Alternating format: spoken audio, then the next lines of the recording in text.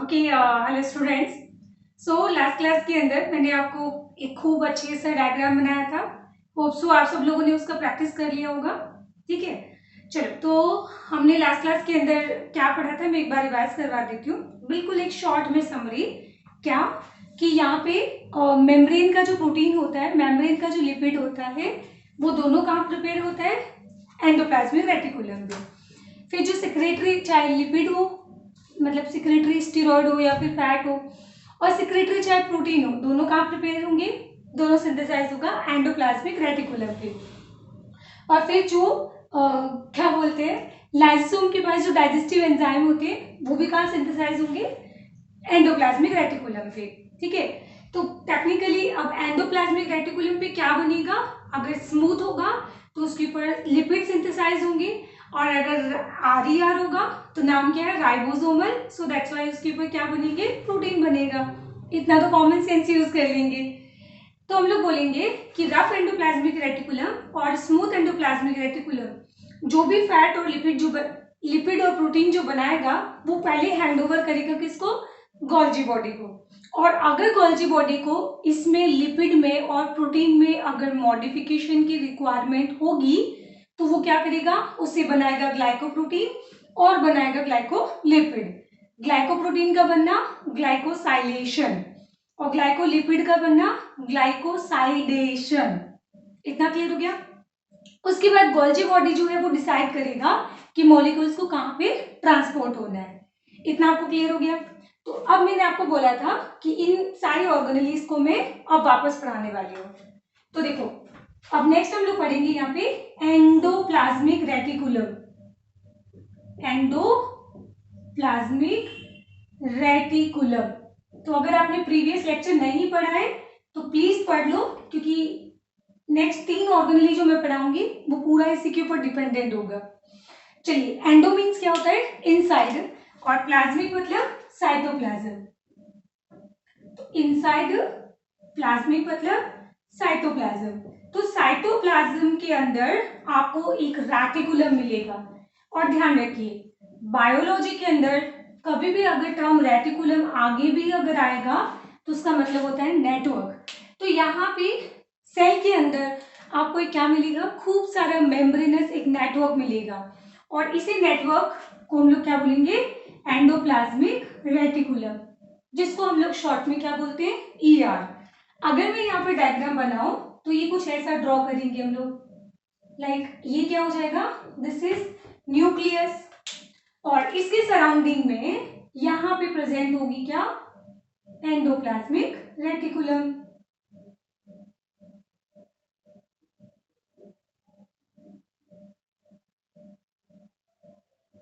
तो अगर आप लोगों ने बचपन के अंदर कुछ ज्योमेट्री बॉक्स अगर देखे होंगे, तो आपको याद है एक ज्योमेट्री बॉक्स आता था जिसके ऊपर मतलब इस तरह का स्ट्रक्चर बना होता था, और उसमें एक बॉल रखी होती थी छोटी सी, और हमें ऐसे ऐसे करके उससे खेलते थे। तो बिल्कुल एंडोप्लाज्मिक रेटिकुलम का डायग्राम वैसा ही होता है। और इसके ऊपर हम लोग यहाँ पे बना देते हैं क्या? राइबोसोम। तो ये आपको ग्रीन कलर से क्या दिखाई दे रहे हैं? यहाँ पे राइबोसोम दिखाई दे रहे हैं। इतना क्लियर हो गया? चलो, तो अब यहाँ पे मैं क्या ऐसा बोल सकती हूँ कि एंडोप्लाज्मिक रेटिकुलम ने साइटोप्लाज्म के अंदर एक मेम्ब्रेन का बहुत बड़ा नेटवर्क बना दिया। सो उसकी वजह से यहाँ पे सरफेस एरिया इंक्रीज हो गया, है ना? तो ये मोस्ट प्राइम फंक्शन होता है इसका, एंडोप्लाज्मिक रेटिकुलम का। तो ये बहुत ही कॉम्प्लेक्स स्ट्रक्चर होने की वजह से इसका पहला फंक्शन हो जाएगा increase surface area for metabolic reactions. For metabolic reactions कैसे मैम? देखो, सेल बहुत छोटी होती है तो उसके अंदर स्पेस भी बहुत कम होता है, एंड स्पेस कम होने की वजह से वहां पे इतना ज्यादा मेटाबॉलिक रिएक्शंस परफॉर्म भी नहीं हो सकती है। तो एंडोप्लाज्मिक रेटिकुलम क्या करेगा? यहाँ पे सरफेस एरिया इंक्रीज करने में हेल्प करेगा फॉर मेटाबॉलिक रिएक्शंस। पहला फंक्शन इसका ये हो गया। दूसरा, अब यहाँ पे हम लोग एंडोप्लाज्मिक रेटिकुलम के बारे में बात करें तो यहाँ पे एंडोप्लाज्मिक रेटिकुलम कितने टाइप के होंगे? 2 टाइप के। जैसा एक हम लोग पढ़ते हैं RER और एक हम लोग पढ़ते हैं SER। अच्छा, ये तो मैं आपको लास्ट क्लास में पढ़ा ही चुकी हूँ कि यहाँ पे जो क्या बोलते हैं एंडोप्लाज्मिक रेटिकुलम के कंपोनेंट कौन कौन से होते हैं। तो अगर मैं इसके कंपोनेंट्स के बारे में लिखूं तो एक हम लोगों ने यहाँ पे पढ़ा था सिस्टर्नी, सॉरी सिस्टर्नी नहीं, एक मिनट, मैंने माइटोकॉन्ड्रिया में क्या पढ़ाया था। माइटोकॉन्ड्रिया के अंदर जो इनर मेम्ब्रेन की इनफोल्डिंग होती है उनको हम लोग बोलते हैं क्रिस्टी। वहां पे वो क्या था, क्रिस्टी, और यहाँ पे ये क्या है, सिस्टर्नी। तो ये सिस्टर्नी टेक्निकली है क्या, ये यहाँ पे पर्स लाइक स्ट्रक्चर आपको दिखाई देंगे। ये कैसा होता है, पर्स लाइक स्ट्रक्चर दिखाई देता है। और इन सिस्टर्नी को ज्वाइन करने के लिए क्या होगा यहाँ पे, ट्यूब्यूल्स। तो ट्यूब्यूल्स का फंक्शन क्या होता है, ज्वाइनिंग ऑफ सिस्टर्नी। और फिर हमने देखा था कि एंडोप्लाज्मिक रेटिकुलम से क्या अराइज होती है, वैसिकल, और फिर वो वैसिकल किस तरफ जाएगी, गोल्जी बॉडी के पास जाएगी। तो ये एक और स्ट्रक्चर हो जाएगा इसके अंदर, कौन सा, वैसिकल। तो इस तरीके से इसके कंपोनेंट कितने हो गए, टोटल 3, सिस्टर्नी, ट्यूबल्स और वेसिकल्स। क्लियर। और यही सेम तीनों कंपोनेंट हो जाएंगे कहाँ पे, गोल्जी बॉडी के पास, क्योंकि गोल्जी बॉडी का भी फॉर्मेशन कौन करता है, एंडोप्लाज्मिक रेटिकुलम। तो हम लोग बोल सकते हैं कि गोल्जी बॉडी कहाँ से राइज हो रहा है, एंडोप्लाज्मिक रेटिकुलम से। तो जो कंपोनेंट आपको एंडोप्लाज्मिक रेटिकुलम के अंदर मिलेंगे वही कंपोनेंट आपको कहाँ मिलेंगे, गोल्जी बॉडी के अंदर। तो same to same Golgi body में भी हम लोग बोलेंगे कि सिस्टर्नी होती है, ट्यूबल्स होते हैं और वेसिकल्स होते हैं। क्लियर हो गया। अच्छा, अब हम लोग यहाँ पे डिफरेंस लिखने जा रहे हैं रफ एंडोप्लाज्मिक रेटिकुलम और स्मूथ एंडोप्लाज्मिक रेटिकुलम के अंदर। तो चलो, पहली चीज तो क्या होगा, इसका जो सरफेस होगा वो कैसा होगा, रफ सरफेस होगा। क्योंकि जब हम लोग इलेक्ट्रॉन माइक्रोस्कोपी करते हैं तो जब आप इसको देखोगे तो इसकी सरफेस आपको क्यों कैसे दिखाई देगी, रफ दिखाई देगी। और ये रफ क्यों होती है, due to presence of ribosome. तो राइबोसोम की प्रेजेंस की वजह से।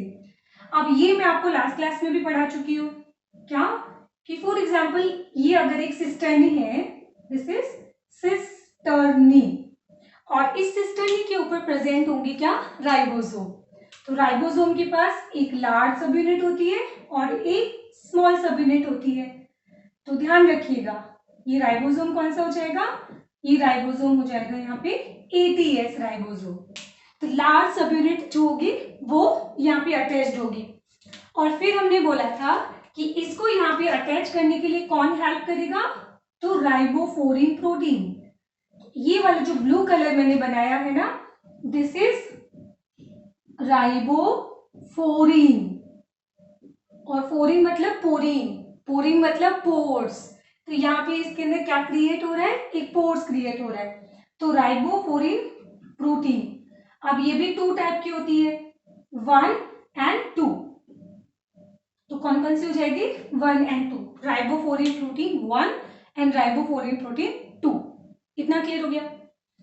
अच्छा, क्या मैं ऐसा बोल सकती हूँ कि एंडोप्लाज्मिक रेटिकुलम की बनने की वजह से यहाँ पे 2 कंपार्टमेंट बन रहे हैं। 2 कंपार्टमेंट कौन से, एक तो देखो सिस्टर्नी के अंदर एक आपको स्पेस दिखाई दे रहा है और एक सिस्टर्नी से बाहर दिखाई देगा।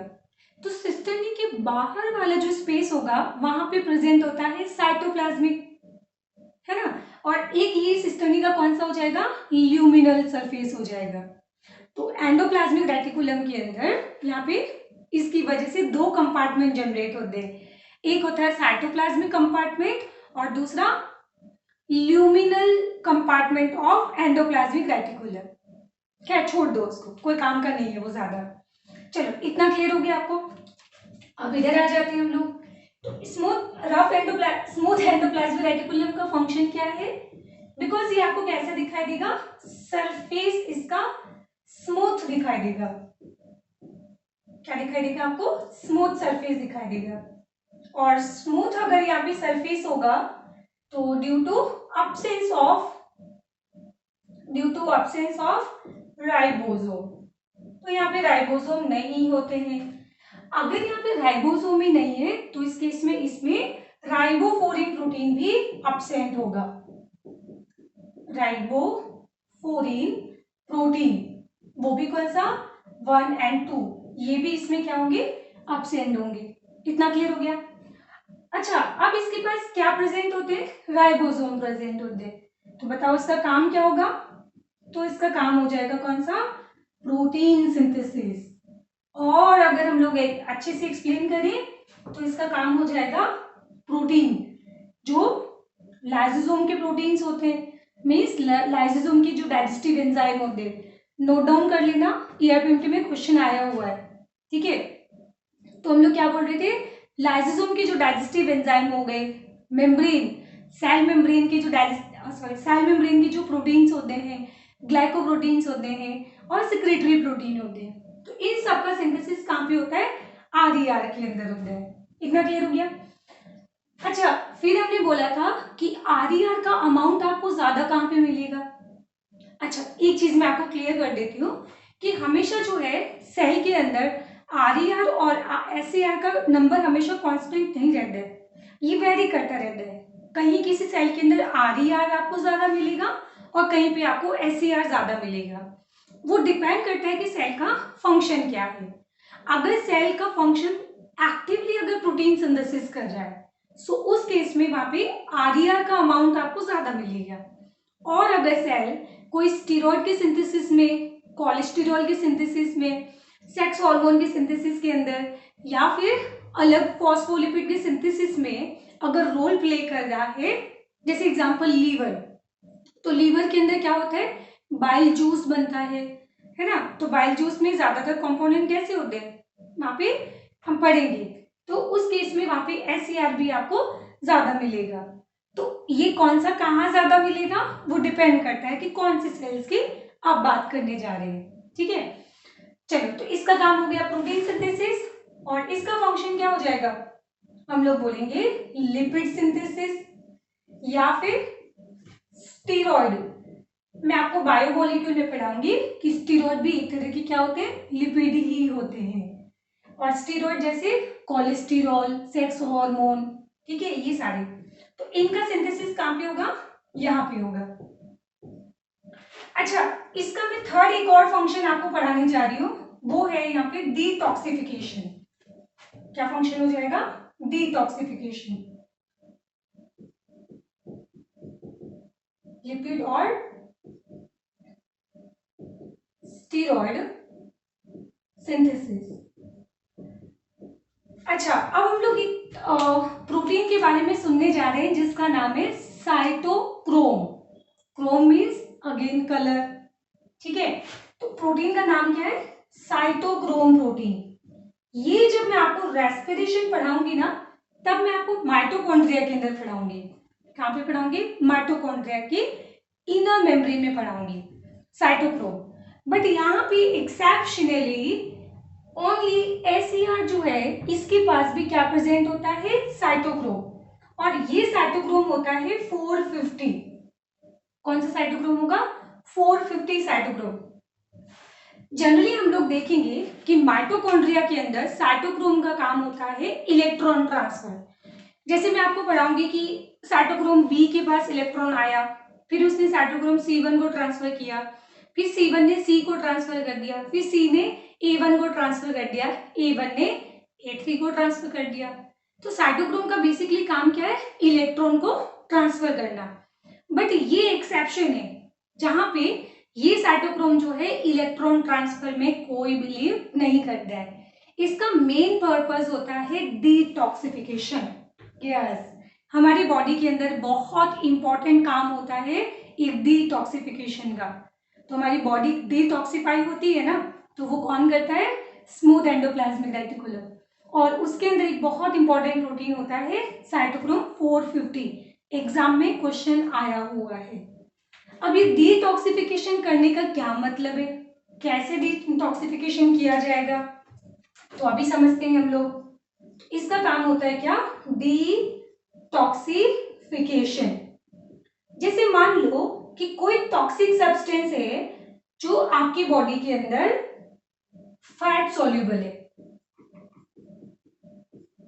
मतलब ये हाइड्रोफोबिक नेचर है, तो जब हम लोग यूरिनेशन करते हैं ना तो यूरिन से ये टॉक्सिन बाहर नहीं निकलेगा। क्यों ना इस टॉक्सिक को मैं वाटर सॉल्युबल बना दूं। क्या बना दूं मैं? Water soluble. तो वाटर सॉल्युबल होने से क्या फायदा होगा कि ये यूरिन से बाहर निकल जाएगा। यस, एवरी मॉर्निंग के अंदर हमारी बॉडी जो है वो डिटॉक्सिफाई होती है, ठीक है। तो इसीलिए हमारी साइंस के अंदर रिकमेंडेड किया जाता है आपको कि सुबह मॉर्निंग में उठने के बाद आपको बिल्कुल हल्का गुनगुना पानी 2 ग्लास तो पीना ही चाहिए। क्यों? क्योंकि मॉर्निंग के अंदर ये जनाब काम कर रहे होते हैं और ये कर रहे होते हैं इसको वाटर सॉल्युबल बना रहे होते हैं। तो जब आप पानी पियोगे तो वो टॉक्सिन जो होते हैं वो पानी में डिजोल्व हो जाएंगे और यूरिन से बाहर निकल जाएंगे। तो हम लोग बोलेंगे कि अब इसको हाइड्रोफिलिक कैसे बनाया जाएगा। तो बेसिकली ये इसमें क्या करेगा, OH ग्रुप ऐड कर देता है, हाइड्रोक्सी ग्रुप। OH अल्कोहल होता है ना, तो ये क्या होता है फिर वाटर सॉल्युबल बन जाता है। तो ये जो टॉक्सिक होगा, अब ये टॉक्सिक को मॉडिफाई कर देगा हाइड्रोक्सी टॉक्सिन के अंदर। और हाइड्रोक्सी टॉक्सिन कैसे होता है, ये हो जाएगा यहाँ से वाटर सॉल्युबल। एंड जब वाटर सॉल्युबल होगा सो उस केस में ये यहाँ पे किडनी से पास हो जाएगा, ठीक है, पास आउट हो जाएगा। इतना समझ आ गया। तो ये काम हो गया इसका, क्या, डिटॉक्सिफिकेशन का काम हो गया। अच्छा, तो दोनों का एक काम ही क्या होता है, सरफेस एरिया इंक्रीज करना। एक और फंक्शन हम लोग यहाँ पे पढ़ने जा रहे हैं, थर्ड फंक्शन। आपको मैंने शायद न्यूक्लियस पढ़ाया था, न्यूक्लियस के ऊपर 2 मेम्ब्रेन पढ़ाए थे। इनर मेम्ब्रेन तो उसकी खुद की होती है, बट आउटर मेम्ब्रेन कौन बनाता है, रफ एंडोप्लाज्मिक रेटिकुलम। तो इसका थर्ड फंक्शन हो जाएगा क्या, आउटर मेम्ब्रेन ऑफ न्यूक्लियस। क्या बना रहा है ये, आउटर मेम्ब्रेन ऑफ न्यूक्लियस बनाता है। देखो हम लोग आगे एक चैप्टर पढ़ेंगे सेल डिवीजन वाला। तो सेल डिवीजन में क्या होता है, जब सेल्स डिवाइड होती है तो शायद आपने स्कूल में भी सुना होगा कि जब सेल डिवीजन होता है तो उस टाइम न्यूक्लियर मेम्ब्रेन डिसअपीयर हो जाती है और फिर उसके बाद में जब टेलोफेज स्टेज आता है तो वो न्यूक्लियर मेम्ब्रेन वापस बन जाती है। तो नाउ क्वेश्चन अगेन ये है कि इस न्यूक्लियर मेम्ब्रेन को वापस कौन बनाएगा। तो वापस ये रफ एंडोप्लाज्मिक रेटिकुलम जो है ये न्यूक्लियर मेम्ब्रेन को वापस बनाने का काम करेगा इन टेलोफेज या ड्यूरिंग सेल डिवीजन। इतना क्लियर हो गया। अच्छा, इसके बाद नेक्स्ट फंक्शन, मैं यहाँ पे एक कॉमन फंक्शन लिख रही हूँ यहाँ पे कि एंडोप्लाज्मिक रेटिकुलम से क्या बनता है, गोल्जी बॉडी बनती है और फिर गोल्जी बॉडी से क्या बनता है, लाइसोसोम बनता है। और हमने पढ़ा था कि एंडोप्लाज्मिक रेटिकुलम सेल मेम्ब्रेन को भी बनाती है, तो इसको बोला जाएगा क्या, बायोजेनेसिस। क्या बोला जाएगा, biogenesis of Golgi body and cell membrane. क्योंकि जब हम लोग कंटिन्यूसली एंडोसाइटोसिस करते रहेंगे ना, तो जब वेसिकल्स अंदर आते रहेंगे तो उस कंडीशन में मेम्ब्रेन छोटी होती जाती है, तो उसको वापस रिपेयर करने का काम, या जितना वेसिकल लूज हुआ है, सॉरी जितना सेल मेम्ब्रेन का पार्ट वेसिकल बनाने में कंज्यूम हुआ है ना, उतना ही वापस उसको कौन बना देगा, एंडोप्लाज्मिक रेटिकुलम बना देगा। तो ये बायोजेनेसिस। तो बायोजेनेसिस का मतलब क्या हुआ कि ये एक कोई लिविंग स्ट्रक्चर बना रहे हैं और वो लिविंग स्ट्रक्चर कौन है, गोल्जी बॉडी और सेल मेम्ब्रेन, ठीक है। तो ये biogenesis of cell membrane exam में क्वेश्चन आया हुआ है, ठीक है। तो आप समझ सकते हो, अगर मैं आपको प्रीवियस डायग्राम नहीं पढ़ाती तो ये चीजें समझना कितना मुश्किल होता है ना। और फिर मैंने आपको प्रीवियस क्लास में बोला भी था कि RER आपको कहाँ पे मिलेगा, न्यूक्लियस के पास मिलेगा, और SER क्या मिलेगा, न्यूक्लियस से दूर मिलेगा। तो ये पॉइंट आप खुद से ऐड कर लेना कि RER प्रेजेंट होता है, प्रेजेंट नियर न्यूक्लियस, और ये प्रेजेंट होता है नियर सेल मेम्ब्रेन, ठीक है। कहाँ प्रेजेंट होगा, सेल मेम्ब्रेन के पास प्रेजेंट होगा। बाकी कुछ और पॉइंट बचा है क्या इसके अंदर? नहीं, होप सो अब नहीं बचा है। तो इस तरीके से एंडोप्लाज्मिक रेटिकुलम कंप्लीट हो गया है। अब इसके बाद हम लोग स्टार्ट करेंगे क्या, गोल्जी बॉडी। ठीक है, चलो जी।